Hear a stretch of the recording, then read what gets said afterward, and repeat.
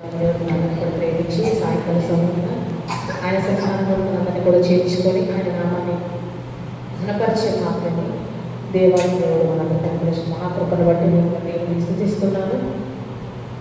అలాగే కూడా వచ్చి మీ అందరికీ కూడా ప్రతి ఒక్కరికి పేరు పెట్టి ప్రభుపేట తెలియజేస్తున్నాను. అందరికీ వందనాలండి. ఒకసారి చదువుతాము. 1వ వచనం 4వ అధ్యాయం. ఆదాము తన భార్య అయిన హవ్వను కూడినప్పుడు గర్భవతి అయి కయీనును కని యెహోవా దయ వలన సంపాదించుకున్నానని చాలా ప్రార్థన చేసుకున్నాము.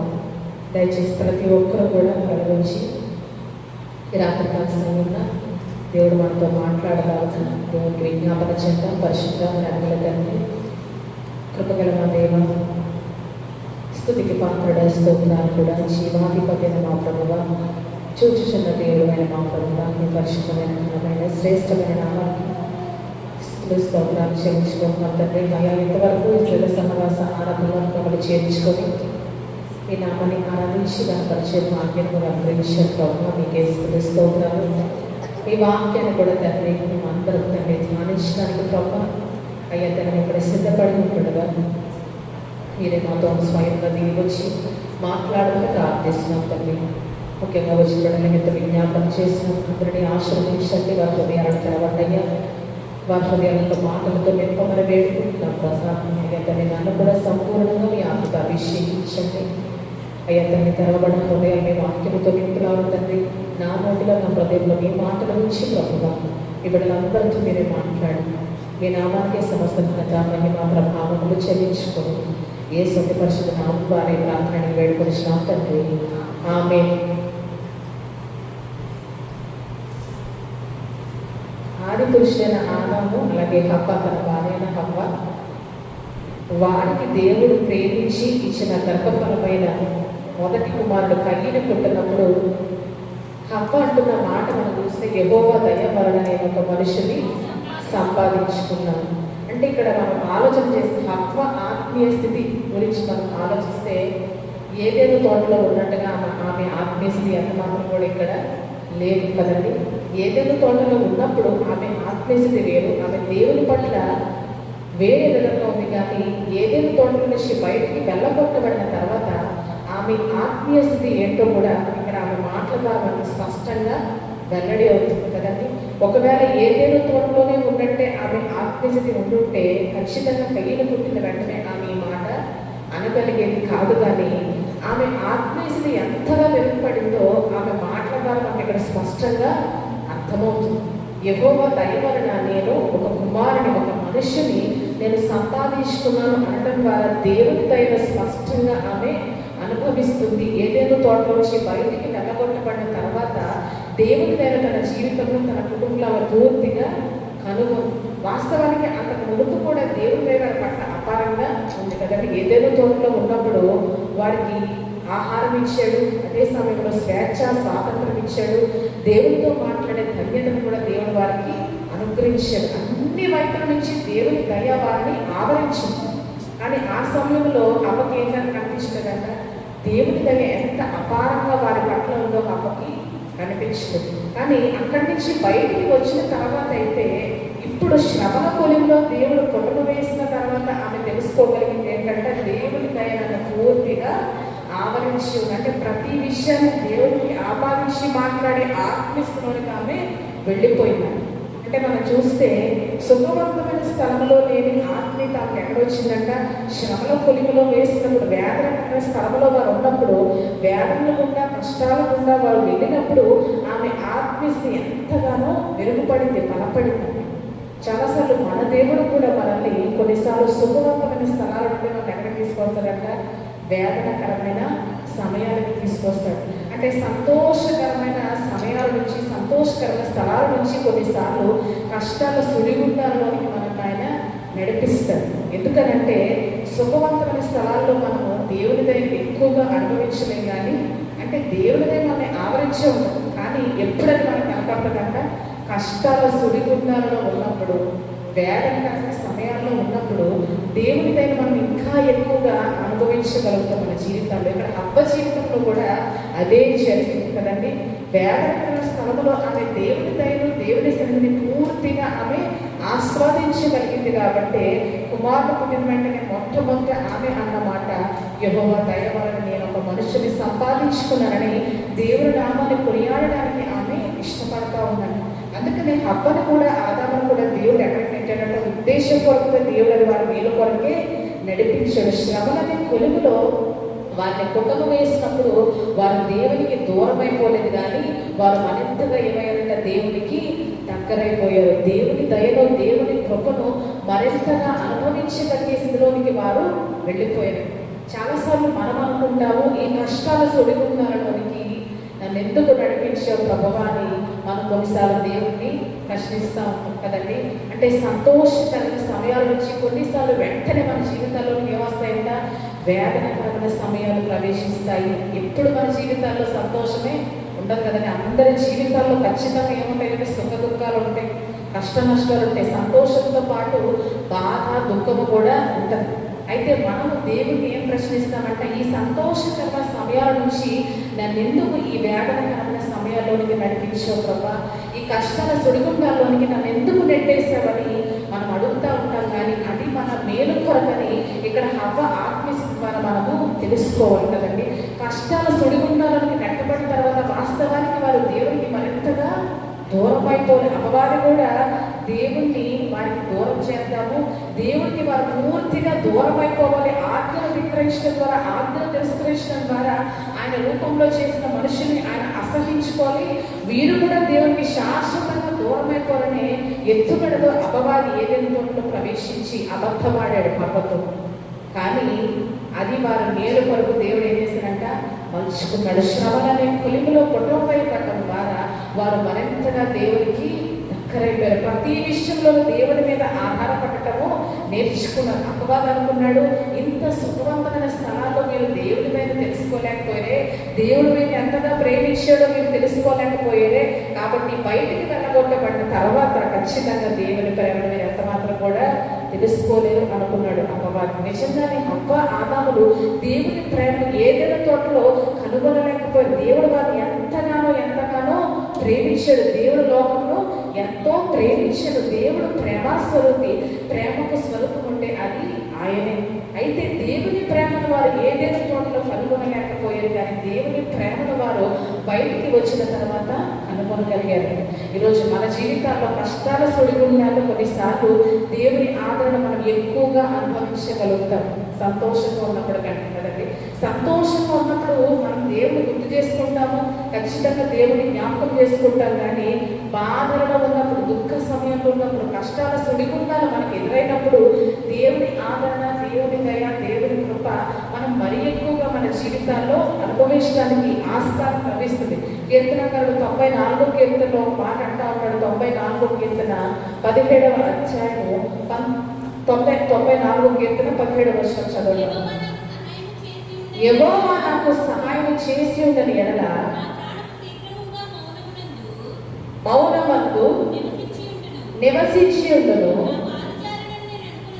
నా కాలు జారిన నేను అనుకొనగా యెహోవా బలపరచుచున్నది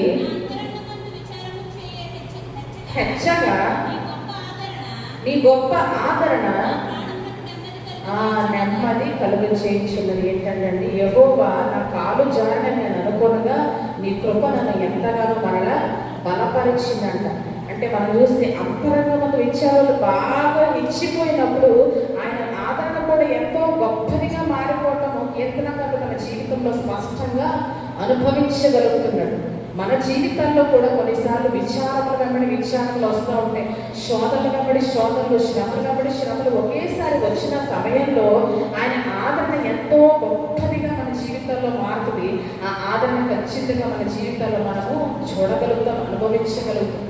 అందుకనే కొన్నిసార్లు విచారములలోనికి, కష్టాలలోనికి దేవుడు మనల్ని శ్రమల అనే కొలుగులోనికి మనల్ని తీసుకువెళ్తా ఉంటాడు. కీర్తనకారుడు కూడా కాలు జారినప్పుడు ఏమనిపించింది, తన జీవితంలో దేవుని కృపను అనుభవించగలిగిన తను దేవుని కృప ద్వారా మన్నాపాపర బలపరచబడ్డాడు అని సాక్ష్యం చెప్తా ఉన్నాడు. ఇది ఒక సాక్ష్యమే కదండి. ప్రతి క్రైస్తవుడికి ఏంటంటే సాక్ష్యము, మన కాలు జారినప్పుడు, మన అడుగులు తడబడినప్పుడు, మన చేతులు మోకాళ్ళు సడలినప్పుడు, శ్రమలకి భయపడి ఇక నేను ఒక్క అడుగు కూడా ముందుకు వేయలేను అనుకున్న సమయంలో అద్భుత రీతిగా దేవుడి కృప మరలా ఏం చేస్తుందంట, మనల్ని బలపరిచి ఎన్నో అడుగులు మరలా మనతో వేస్తుందంట. హల్లెలూయా.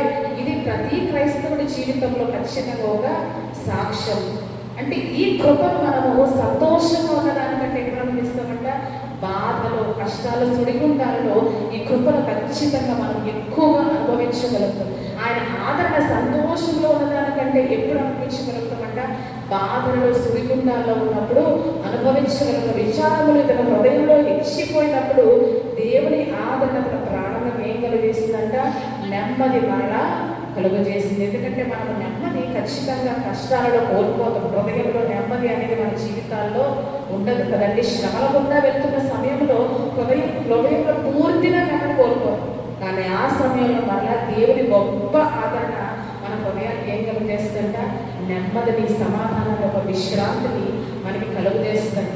కాబట్టి ఈరోజు మనము కష్టాలనే సుడిగుండాల్లో ఉన్నప్పటికీ దేవుని ఆదరణ, దేవుని దయ మనం ఖచ్చితంగా ఈరోజు అనుభవించగలగాలి. వాటిని మనము చూడగలగాలి.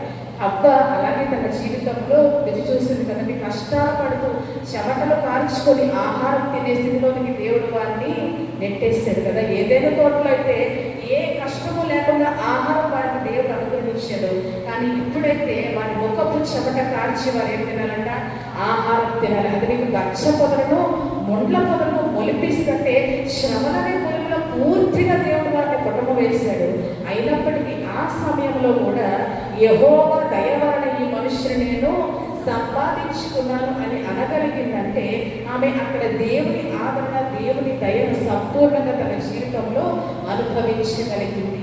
కాబట్టి మన జీవితాల్లో అన్ని వేళ ఈరోజు మనం ఏమి చూడగలగాలంటే దేవుని దయను, దేవుని ప్రేమను మనం చూడగలగాలి. దేవుని ప్రేమను సంతోషంలో ఉన్నప్పుడు మాత్రమే కాదు, కానీ బాధలలో, కష్టాలనే సుడిగుండాల్లో కూడా మనం ఏం చూడాలంటే ఈరోజు దేవుని ప్రేమను మనము చూడగలగాలి. ఎప్పుడు సాధ్యమవుతుందో తెలుసా అండి, మన ఆత్మస్థితి ఎంతో మెరుగైన స్థితిలోకి వెళ్ళినప్పుడు మాత్రమే ఇది సాధ్యము. అప్పని చాలా మంది అంటూ ఉంటారు, పండు తిని మాత్రం మీదకి, చాలా మంది ఎక్కువ పురుషులు అంటారు కదా, పండు తిని మాత్రం మీదకి వారికి ఎంత ఆత్మిస్తుంది నాకు తెలియదు. కానీ అప్ప యొక్క ఆత్మస్థితి మనం ఈరోజు నేను ధ్యానిస్తున్నా అనిపించింది. యెహోవా దయని ఎక్కడ చూస్తుందంట, శ్రమలనే కొలిమిలో. హల్లెలూయా. ఇది అందరూ చూడగలిగేది కాదు, కానీ ఆత్మీయస్థితిలో ఎక్కువగా బలపడిన వారికి మాత్రమే ఇది సాధ్యమవుతుంది. అందరు విశ్వాసులు చూడగలిగేది కాదు, అందరు క్రైస్తవులు చూడగలిగేది కాదు, కానీ ఆత్మీయస్థితిలో ఎంతో ఉన్నత స్థానంలో ఉన్నవారు మాత్రమే శ్రమలో కూడా దేవుని కృపను, దేవుని దయను, దేవుని ప్రేమను వారు చూడగలుగుతారు. అప్ప ముందైతే తప్పిదము చేసి దేవుని ఆత్మను తిరస్కరించింది, కానీ శ్రమలనే కొలుగులో దేవుడు ఆమెను పడవేసిన తర్వాత ఆమె ఆత్మస్థితి ఎంతో ఉన్నత స్థానంలోకి వెళ్ళిపోయింది. ఎంతగా అంటే మనం ఆలోచన చేసే కుమారుడు మరణించడం అంటే అది సామాన్యమైన విషయము కాదు కదండి. కయీను చేత హేబేలు చంపబడ్డాడు. అప్పుడు ఆమె అన్నమాట ఏంటంటే, చేతు పుట్టిన తర్వాత 4వ అధ్యాయం 25వ వచనం చదవండమ్మా. ఆదాము మరల కూడినప్పుడు కుమారుని కని హేబేలునకు ప్రతిగా మరి యొక్క సంతానమును నియమించనుకొని షేతు అను పేరు పెట్టాను. చూస్తే మనం ఏమంటుందంట, దేవుడు నాకు మరి అక్కడ కూడా శ్రమలు ఏం వెతికిందంటండి, మేలును ఆమె వెతికింది. ఆశీర్వాదాన్ని వెతుకుతా ఉంటుందండి. కీడు వెనకాల ఒక ఆశీర్వాదాన్ని వెతికి దేవుడు నాకు హేబేలు ప్రతిగా మరి ఒక సంతానం ఇచ్చాడు, దేవుడు నన్ను విడిచిపెట్టలేదు అన్నట్టుగా ఆమె మాట్లాడటం వెనకాల మనకి ఏమర్థమవుతుందంటే, ఆత్మీయంగా ఆమె ఎంతో ఎదిగిపోయిందని ఆమె మాటల ద్వారా స్పష్టంగా వెల్లడవుతుంది. అంటే ఇటువంటి ఆత్మీయతలోకి మనం వెళ్ళినప్పుడు మాత్రమే మన జీవితాల్లో శ్రమలో సైతం, కష్టాల సుడిగుండాల్లో సైతం మనం ఏం చూడగలుగుతామంట, దేవుని దయను, దేవుని ప్రేమను చూడగలుగుతాం. కష్టాల్లో దేవుని ప్రేమను ఒకవేళ ఈరోజు చూడలేకపోతే మన ఆత్మీయ పోరాటంలో మనం అడుగుల ముందుకు ఎంత మాత్రం కూడా వేయలేము. కష్టాల్లో ఉన్నప్పుడు దేవుడు నన్ను త్రోసివేశాడు, సంతోషంలో ఉన్నప్పుడు దేవుడు నన్ను ప్రేమించాడు అని అనుకునే ఆత్మీయతలోనే మనం ఆగిపోతే ఖచ్చితంగా ఆత్మీయ పోరాటాన్ని మనం కడ వరకు కొనసాగించలేము. సంతోషంలో దేవుడు నన్ను ప్రేమించాడు అనుకునే మనము కష్టాల్లో సైతం దేవుడు నాకు తోడుగానే ఉన్నాడు, కష్టాల్లో సైతము దేవుడు నన్ను ప్రేమిస్తూ ఉన్నాడు, కష్టాల్లో సైతము దేవుని దయ నాతో పాటే ఉంది అని అనుకోగలిగితేనే ఈ ఆత్మీయ పోరాటాలు మనం ముందుకు వెళ్ళగలుగుతాం. ఈమె కూడా హవ్వ కూడా కష్టాల సుడిగుండాల్లో సైతము దేవుని ప్రేమను దేవుని దయను చూడగలిగింది కాబట్టి వారు ఏదైనా తోట నుంచి బయటికి వెళ్ళగొట్టబడ్డ తర్వాత కూడా దేవునితోనే వారు అడుగులు వేయగలిగారండి. కాబట్టి ఈరోజు మనం ఆలోచన చేస్తే ఒకవేళ మనలో తిరుగుబాటు వస్తుందేమో, కష్టాల్లో మనకి ఏమొస్తుందంట, తిరుగుబాటు వస్తుంది, శ్రమలలో తిరుగుబాటు వస్తుంది, శోధనల్లో మనము దేవుణ్ణి ప్రశ్నిస్తాము. మనం మానవ సహజము ఏంటంటే, మానవ సహజ స్వభావం ఏంటంటే కష్టాల్లో మానవుడు ఎప్పుడు కూడా తిరుగుబాటు చేస్తాడు. శ్రమలో దేవుణ్ణి ఎప్పుడు కూడా మనము ప్రశ్నిస్తాం, శ్రమల్లో మనం ఎప్పుడు కూడా దేవుణ్ణి శోధిస్తూ ఉంటాం. కానీ ఈరోజు పరిశుద్ధాత్మ దేవుడు మనతో మాట్లాడుతూ ఉన్నాడు. ఒకవేళ ఈరోజు కష్టాల్లో దేవుని ప్రేమను చూడలేకపోతున్నామా, అపవాది మన కళ్ళకి ఏం కట్టాడంట, గంతలు కట్టి దేవుని ప్రేమను మనం చూడలేకుండా వాడు మనల్ని అంధత్వంలోనికి వాడు నెట్టేస్తూ ఉన్నాడు. శ్రమ వెనకాల ఈరోజు మనం ఏం చూడాలంటే, అమ్మ చూసినట్టు ఆశీర్వాదాన్ని చూడాలి. కీడు వెనక దాని ఉన్న మేలును మనం ఈరోజు చూడగలిగితే ఖచ్చితంగా ఆత్మీయ పోరాటాలు మనం ఖచ్చితంగా ముందుకు వెళ్ళగలుగుతాం. అయితే ఈరోజు ఒకవేళ ఆ రీతిగా చూడలేకుండా ఉన్నామంటే మన ఆత్మీయతలో ఎంతగానో దిగువ స్థితిలో ఉన్నామని తెలుసుకోవాలి. కాబట్టి ఈరోజు పరిశుద్ధాత్మ దేవుడు ఏం కోరుకుంటా ఉన్నాడంట, ఆ అబ్బ వలె మన ఆత్మీయత ఒక ఉన్నత స్థానానికి ఎదగాలి. ఎటువంటి స్థానం అంట, సంతోషంలో ఉన్నప్పుడు చూసిన దేవుని ప్రేమని కష్టాల సుడిగుండాల్లో సైతం మనము చూడగలగాలి. శ్రమలనే బాధలలో, శోధనలో కూడా, సమస్యల్లో, ఇబ్బందుల్లో, ఇరుకుల్లో కూడా మనము దేవుని ప్రేమను చూడగలిగినప్పుడు దేవుడు మన యందు ఎంతగానో సంతోషిస్తాడు. అప్పుడు కూడా మనం దేవుని స్తుతించడానికి మనం పూనుకున్నప్పుడు, మనల్ని మనం పురుకొల్పుకున్నప్పుడు ఖచ్చితంగా దేవుడు మన యందు ఎంతగానో ఆనందిస్తాడు. ఎందుకంటే అటువంటి ఆత్మీయతలోని మనందరం కూడా నడవాలని దేవుడు కోరుకుంటా ఉన్నాడు. కాబట్టి ఈరోజు అమ్మ ఆత్మీయతలో ఎంతో ఉన్నత స్థానానికి వెళ్ళింది. అదే సమయంలో ఆమె అంటున్న మాట అంటే, యెహోవా దయవలన ఒక మనిషిని సంపాదించుకుని, అంటే ప్రసవించిన సమయంలో కయ్యూను పుట్టినప్పుడు వెంటనే ఆమె అన్న మాట. అప్పటి వరకు మనం ఆలోచన చేస్తే అక్కడ ఎంతమంది మనుషులు అంటే ఆదాము తప్ప అమ్మ దగ్గర ఎవరు ఉండే అవకాశము లేదు. తర్వాత కాలంలో అయితే భూమి మీద మనుషులు విస్తరించిన తర్వాత ప్రసవ సమయంలో మంత్రసాలు వారికి సహాయం చేసేవారు. కానీ ఇక్కడ హవ్వకి సహాయం చేయాలన్నా, హవ్వకి ధైర్యం చెప్పాలన్నా, హవ్వని ఓదార్చాలన్నా ఒకే ఒక మనుషుడు ఎవరంట, ఆదాము మాత్రమే చేయాలి కదా. ఆ ప్రసవించే సమయంలో ఆమె ధైర్యపరచాలన్నా, ఆమెకి లేకపోతే ఓదార్పు కలుగ చేయాలన్నా ఆదాము మాత్రమే చేయగలిగిన అవకాశం ఉంది. ఖచ్చితంగా ఆదాము అవన్నీ కూడా చేసే ఉంటాడు. ఇక్కడ అంతా మనకి రాయబడలేదు. కానీ ఆ ప్రసవ వేదన సమయంలో ఆమె ఆ ప్రసవ నొప్పులు, ఆ వేదన అనుభవిస్తున్న సమయంలో ఆదాము ఖచ్చితంగా ఆమెను ఎంతగానో ఓదార్చి ఉంటాడు, ఆదాము ఆమెను ధైర్యపరిచి ఉంటాడు, ఆదాము ఎంతగానో సహాయం చేసి ఉంటాడు. ఖచ్చితంగా భర్తగా తన పాత్ర ఆదాము పోషించి ఉంటాడు. తగిన సహాయం ఆమెకు చేయడం ద్వారా ఆమె కుమారుడి కంది. అయితే వెంటనే ఆమె అన్న మాట ఏంటంటే, నా భర్త సహాయం ద్వారా ఈ మనుషుని నేను అనలేదు కదండి. అంటే మనం ఆలోచన చేస్తే నన్ను అందరికంటే ఎక్కువగా నా దేవుడు ప్రేమిస్తున్నాడని అబ్బ సత్యాన్ని గ్రహించిందని. ఎప్పుడు గ్రహించింది? ఏ తేలిపోవట్లే ఉన్నప్పుడే గ్రహించింది. ఏమన్నాడు ఆదా 3:12 చదవడం, ఆదికాండంలో 3:12. అందుకు ఆదాము, ఈ స్త్రీయే ఆ వృక్ష ఫలములు కొని నాకు ఇయ్యగా నేను తింటినని చాలండి. మనం చూస్తే ఇప్పుడైతే దేవుడు వచ్చి వారిని ప్రశ్నించడం ప్రారంభించాడు. ఆదాముకి భయం ప్రారంభమయ్యి అతను అంటున్న మాట ఏంటంటే, హవ్వని ఎంతగానో అప్పటి వరకు ప్రేమించాడు. హవ్వని తోడుగా ఒక సాటిగా సహకారిగా దేవుడు అతనికి అనుగ్రహించినప్పుడు హవ్వతో ఎంతగానో తన జీవితం గడపడానికి ఇష్టపడిన ఆదాము ఇప్పుడైతే భయం ప్రారంభమైంది. ఎప్పుడైతే వారు పాపంలో పడిపోయారో, దేవుని వారిని ప్రశ్నించడం ప్రారంభించినప్పుడు ఏమంటా ఉన్నాడంటే, నీవు నాకు ఇచ్చిన ఈ స్త్రీయే నాకు ఇచ్చింది కాబట్టి నేను తిన్నాను అని హవ్వ మీద నేరమంతటిని నెట్టాడు. అంటే ఒకవేళ దేవుడు ఎంత శిక్ష హవ్వకు విధించినా అతనికి ఎటువంటి, అదంతా మనకు తెలుసు కదండి. అంటే భర్త అయినా ఎంతవరకు ఉంటుందంటే ప్రేమ, అది కొంతవరకే పరిమితి. ఈరోజు ఈ లోకంలో బంధాలన్నిటికీ ఏముందంట? పరిమితి ఉంటుంది. పరిమితి లేని ప్రేమ ఏదైనా ఉందంటే అది మన దేవుని ప్రేమే. అందుకని ఆయన మన కొరకు ప్రాణం పెట్టాడు. తన స్నేహితుడి కొరకు ప్రాణం పెట్టేవాడి కంటే ఎక్కువైన ప్రేమ గలవాడు ఎవడు కూడా లేడు అని యేసుప్రభువు చెప్పిన రీతిగా ప్రాణం పెట్టిన ప్రేమ ఒక్క యేసయ్య ప్రేమే. కాబట్టి ఇక్కడ అవ్వ గురించి ఆమె ఏమంటున్నాడు? తన మీదకి నేరం రాకుండా, తన మీదకి శిక్ష రాకుండా అవ్వ మీద నేరము పెట్టేశాడు. ఆ తర్వాత సంగతి ఆ తర్వాత దేవుడు తనకి శిక్ష విధించకుండా ఉన్నట్లుగా అతడు అవ్వే నాకు ఇచ్చింది కాబట్టి నేను తిన్నాను అన్న మాట ద్వారా అవ్వకి సత్యమేంటో అర్థమైపోయింది కదండి. అమ్మ ఎంతగానో తన భర్తని అప్పటి వరకు ప్రేమించింది, అంటే ఇప్పుడు కూడా ప్రేమించింది. యెహోవా దయవలన ఒక మనిషిని సంపాదించుకున్నాను అన్నంత మాత్రాన భర్తని ఆమె ప్రక్కన పెట్టినట్టు కాదు, కానీ దేవునికి ఆమె మహిమను ఆపాదిస్తుంది. దేవునికి తన హృదయంలో ప్రథమ స్థానాన్ని ఇచ్చిందని ఈ మాట ద్వారా మనకు స్పష్టంగా వెల్లడి అవుతుంది.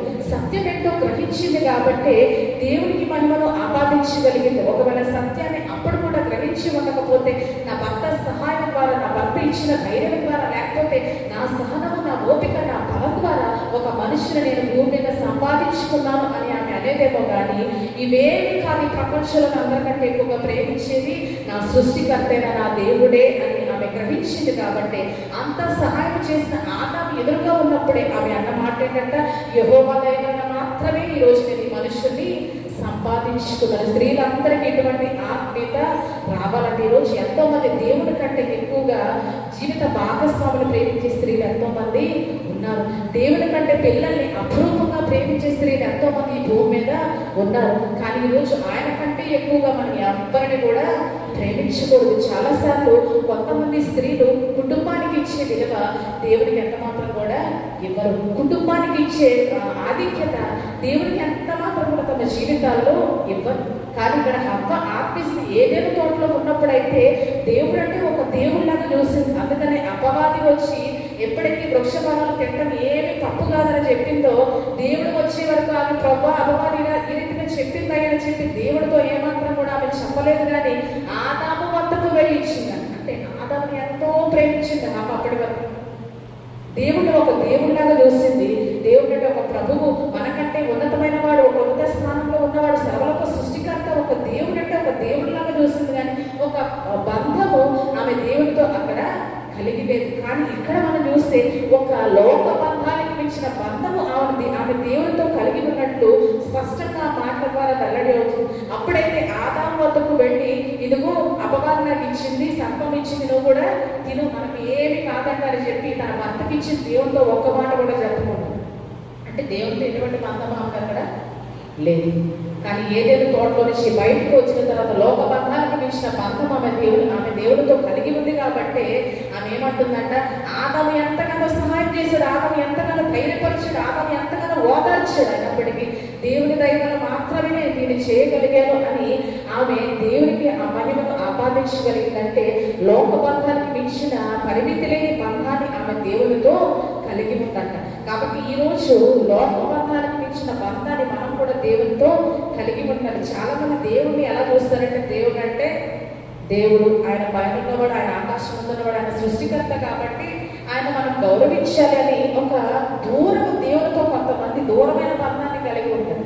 కానీ దేవుడికి ఈరోజు ఆ బంధం ఎంత మాత్రం కూడా వద్దు. దేవునికి మనం ఎటువంటి ప్రాముఖ్యత ఇవ్వాలంటే, ఈ లోక బంధాలన్నిటికంటే మించిన బంధాన్ని మనం దేవుడితో కొనసాగించడానికి దేవుడు ఎంతగానో మన నుంచి ఆయన కోరుకుంటా ఉన్నాడంట. దేవుడు అంటే దేవుడు అని కాదు, కానీ దేవుడు ఎవరంట? మన స్నేహితుడు, మన తండ్రి, మన కన్న తండ్రిగా ఆయన మన జీవితాల్లో ఉండడానికి ఆయన ఇష్టపడతా ఉన్నాడు. కాబట్టి అటువంటి బంధాన్ని, ఒక సన్నిహితమైన బంధాన్ని దేవుడితో మనం కలిగి ఉండాలని దేవుడు కోరుకుంటా ఉన్నాడు. హోషేయ గ్రంథంలో 11వ అధ్యాయము 4వ వచనం ఒకసారి మనం చదువు. హోషేయ రాసిన గ్రంథము 11వ అధ్యాయము 4వ వచనం ఒకసారి చదవండి.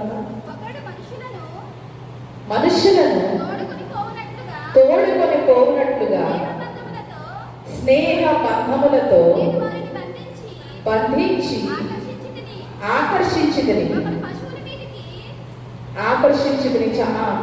ఒకటి పశువుల మీదకి తీసినట్టు తీసి వారి ఎదుట భోజనం పెట్టింది. చాలా ఇశ్రాయేలు బాలుడై ఉండగానే దేవుడు ప్రారంభిస్తూ అతన్ని ఏ రీతిగా దేవుడు నడిపి నడిపించాడు. ఈ అధ్యాయంలో దేవుడు చాలా స్పష్టంగా జ్ఞాపకం చేస్తూ ఉంటాడు.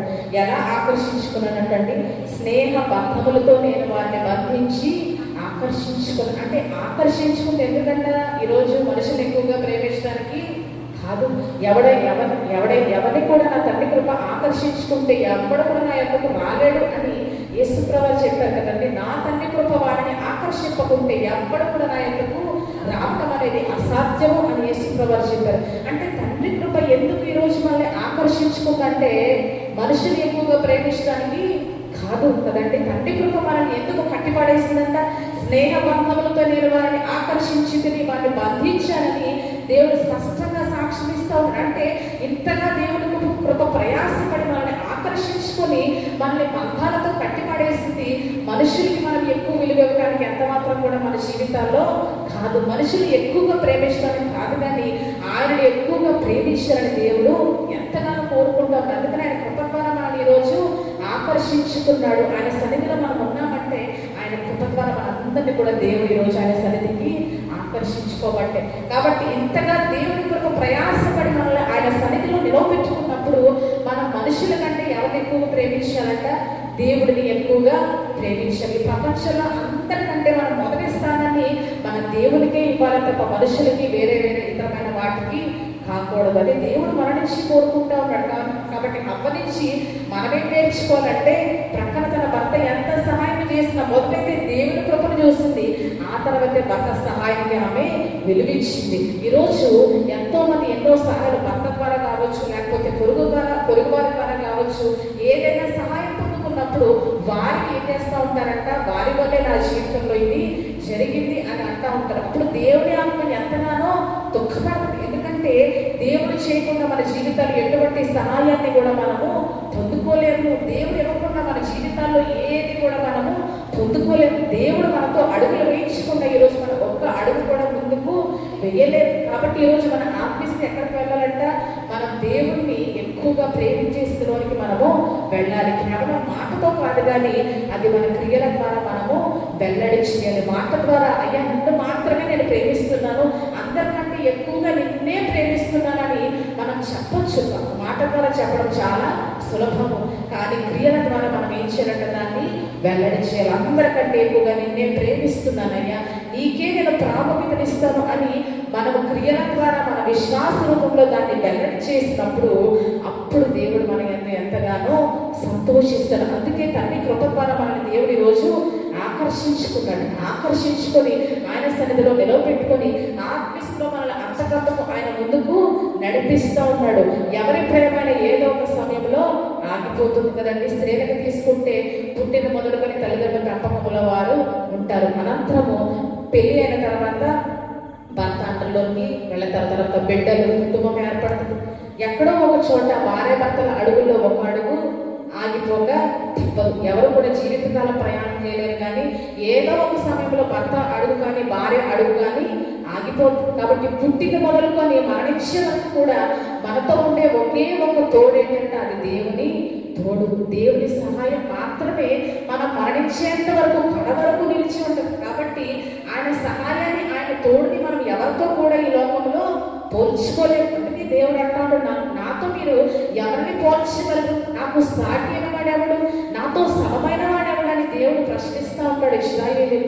కాబట్టి ఆయన తోడుతో మనం దేన్ని కూడా మనము పోల్చుకోలేము. కాబట్టి మనం ఇవ్వాల్సిన ప్రాముఖ్యతను ఈరోజు మన జీవితాల్లో దేవుడికి మనం ఖచ్చితంగా ఇవ్వాలి. ఒకవేళ మనుషులే ఎక్కువగా ప్రేమించే వారంగా మనం ఉన్నట్లయితే పరిశుద్ధాత్మ దేవుడు మనకి జ్ఞాపకం చేస్తూ ఉన్నాడు, మనం దేవుడిని ప్రేమించడము ప్రారంభించాలి. ఎలాగంట, అందరికంటే ఎక్కువగా ప్రథమమైన స్థానాన్ని, ప్రాముఖ్యమైన స్థానాన్ని దేవుడికి ఇవ్వడం మనము నేర్చుకోవాలి. ఆ రీతిగా మనం దేవుడిని ప్రేమించి అడుగులు వేసినప్పుడు ప్రతి విషయంలో మనం దేవుని ప్రేమను ఖచ్చితంగా రుచి చూడగలుగుతాము. ఎప్పుడైతే దేవుడికి ప్రథమ స్థానాన్ని ఇస్తున్నామో అన్ని విషయాల్లో కూడా మనం దేవుని దయను అమ్మ కనుగొనగలుగుతాం. ఎలా కనుగొంది? ఆ ప్రసవ వేదనలో, ఆ నొప్పుల సమయంలో సైతము ఆ నొప్పులు అనుభవించి కుమారుని కన్న తర్వాత కూడా దేవుని దైవాన్ని నేను సంపాదించుకున్నాను అని అనగలిగిందంటే అందరికంటే ఆదాము కంటే ఎక్కువగా దేవుడిని ప్రేమించింది. కాబట్టి ఆ కష్ట సమయాల్లో సైతం దేవుని దయని గురించి ఆమె